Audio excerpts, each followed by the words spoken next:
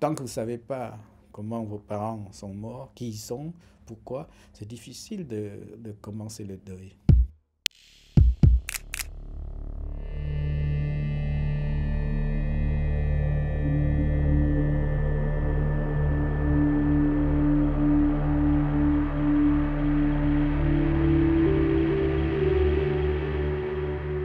De raconter sans mots, sans images.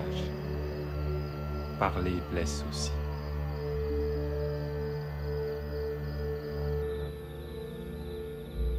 J'aime beaucoup cette partie avec l'imagination de ces photos.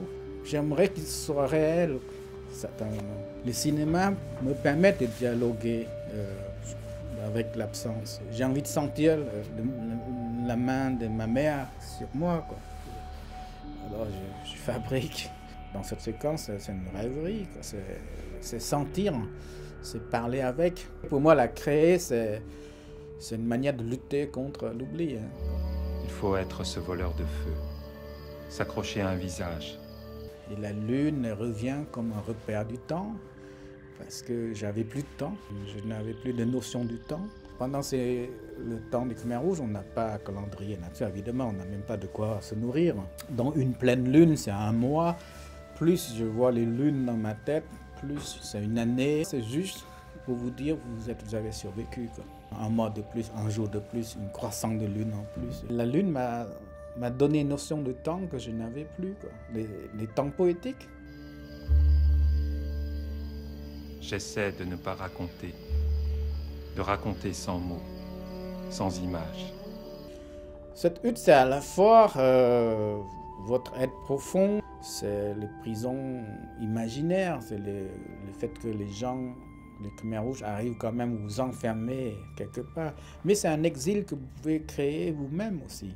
Il faut avoir cette capacité d'être en exil dans soi-même, cette capacité d'aller puiser au fond de soi-même un souvenir le plus cher, une histoire, un son, s'accrocher à cette petite chose qui en fait représente votre dignité, votre humanité.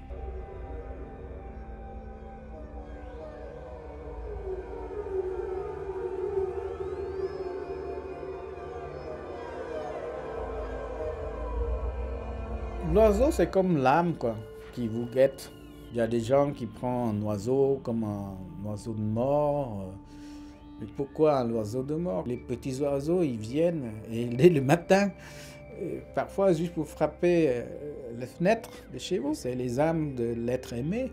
Tout ça, c'est les éléments de la nature qui nous entourent. C'est bien qu'on s'appuie sur des signes, qu'on parle aux oiseaux, qu'on parle aux arbres, qu'on parle à la lune. En général, qu'on ne parle plus aux natures, qu'on ne parle plus aux animaux, on ne parle plus aux hommes non plus.